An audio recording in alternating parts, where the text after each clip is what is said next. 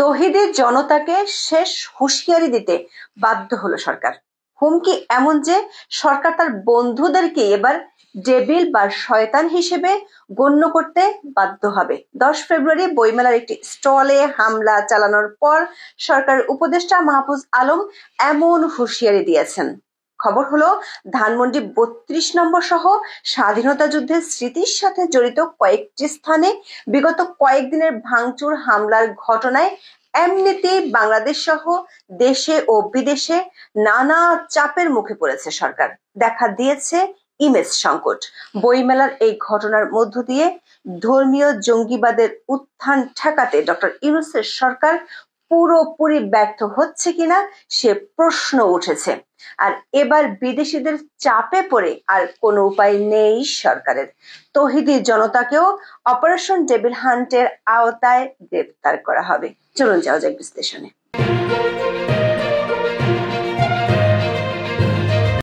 বইমেলা শুরুর আগে পুলিশের পক্ষ থেকে দাবি করা হয়েছিল বইমেলা ঘিরে কোনো হামলার আশঙ্কা নেই এবং সার্বক্ষণিক নিরাপত্তার ব্যবস্থা নেওয়া হয়েছে। 31 জানুয়ারি ডিএমপি কমিশনার শেখ মোহাম্মদ সাজ্জাদ আলী এমন দাবি করেছিলেন। তিনি এও দাবি করেছিলেন বিগত সরকারের সময় মেলা ঘিরে কিছু লেখকের উপর হামলার ঘটনা ঘটেছে। এবার মেলা ঘিরে কোনো হামলার আশঙ্কা রয়েছে কিনা প্রশ্নে তিনি বলেন, মেলায় কোনো হামলার আশঙ্কা নেই। কিন্তু 10 দিন যেতে না যেতে তার পুরো উল্টো চিত্র দেখা গেল। বইমেলার একটি স্টল সব্যসাচী। এই স্টলে ভারতে নির্বাসিত লেখিকা তসলিমা নাসরিনের বই বিক্রি করা হচ্ছিল। 9 ফেব্রুয়ারি সব্যসাচী প্রকাশনার পক্ষ থেকে ফেসবুকে ভিডিও বার্তায় অভিযোগ করা হয় তসলিমা নাসরিনের চুম্বন বইটি বিক্রির কারণে বিভিন্ন ইসলামিস্ট গ্রুপ হুমকি দিয়ে আসছিল। ওই ভিডিও বার্তায় বলা হয়, বাংলা একাডেমির সিদ্ধান্তের কারণে শেষ পর্যন্ত তারা বইটি বইমেলা থেকে সরিয়ে নেয়ার সিদ্ধান্ত নিয়েছে। এরপরও হুমকি দেওয়া চলতে থাকে। ফেসবুকে বেশ কয়েকজন 10 ফেব্রুয়ারি স্টলটিতে হামলা চালানোর ঘোষণা দেয়। এরপর সন্ধ্যা 6টার দিকে একদল লোক গিয়ে স্টলটির সামনে জড়ো হয়। লেখক শতাব্দী তখন সেখানেই বসেছিলেন।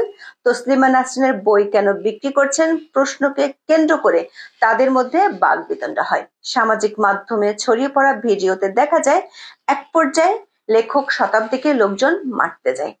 এই সময় তাকে কান ধরে ক্ষমা চাওয়ার দাবি ওঠে। এক পর্যায়ে এই লেখক হাত জোড় করেন এবং পুলিশ তাকে নিয়ে চলে যায়। এর পরপরই সাময়িক বন্ধ করে দেওয়া হয় স্টলটি।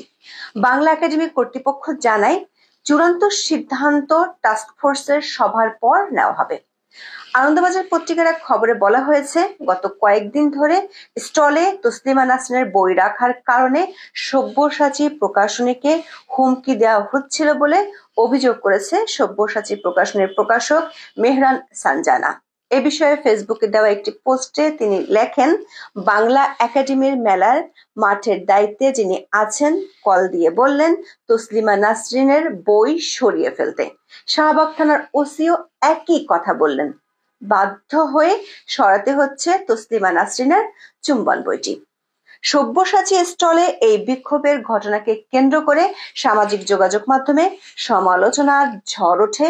ব্যাপক সমালোচনার মুখে টনক নড়ে সরকারের কর্তা ব্যক্তিদের। সরকারের দপ্তরবিহীন উপদেষ্টা মাহফুজ আলম নিজের ভেরিফাইড ফেসবুক পেজে দেয়া পোস্টে লেখেন, অভ্যুত্থানের পক্ষে হলে মব করা বন্ধ করেন, আর যদি মব করেন তাহলে আপনাদেরও ডেভিল হিসেবে ট্রিট করা হবে।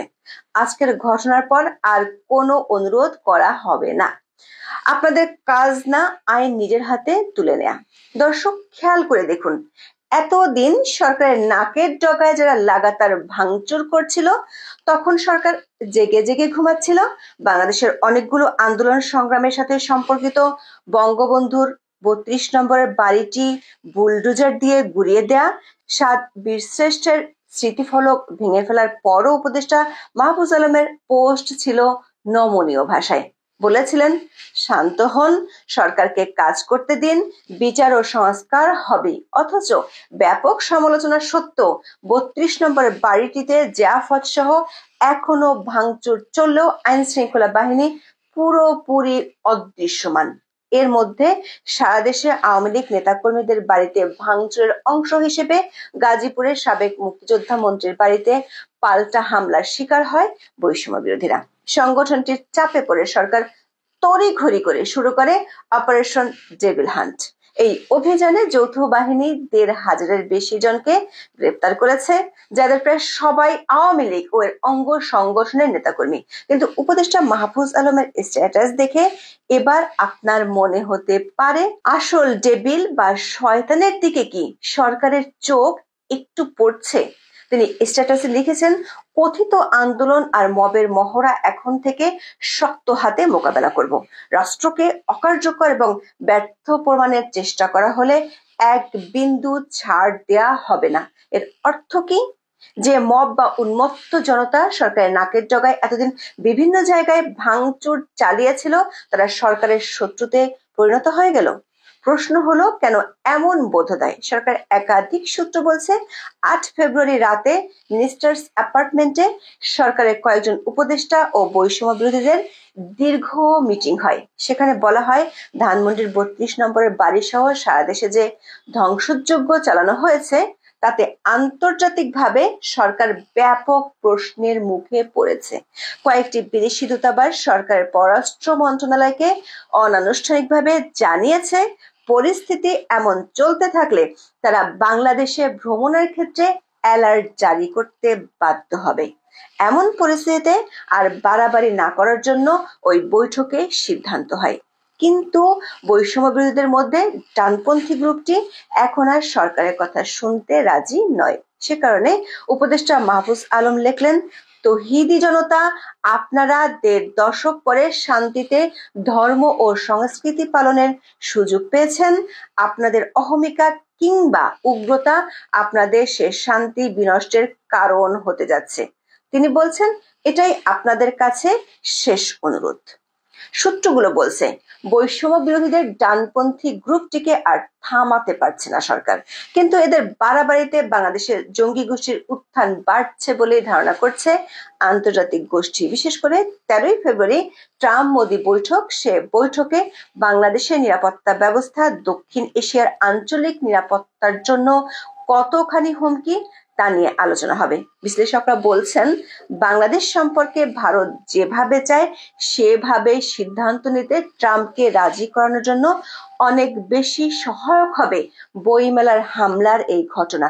কারণ এমনিতে জর্জ সরোস, IRI, USAID এর ডিপ স্টেট কেলেঙ্কারির সাথে বাংলাদেশের স্থানীয়ভাবে অনেকের জড়িত থাকার ঘটনার তদন্ত প্রায় শেষ করে এনেছে ট্রাম্প প্রশাসন। ট্রাম্প এবং ইলন মাস্কের ১ নম্বর শত্রু জর্জ সরোস ও তার ছেলে অ্যালেক্স সরোসের সাথে ডক্টর মোহাম্মদ ইউনূসের রয়েছে সুসম্পর্ক, ট্রাম্পের কাছে যা বিষ ফোড়ার মতোই। আগামী পর্বে এ নিয়ে একটি স্পেশাল পর্ব থাকবে আমাদের নিউজ অ্যানালাইসিস বাই কাজিরুনাতে।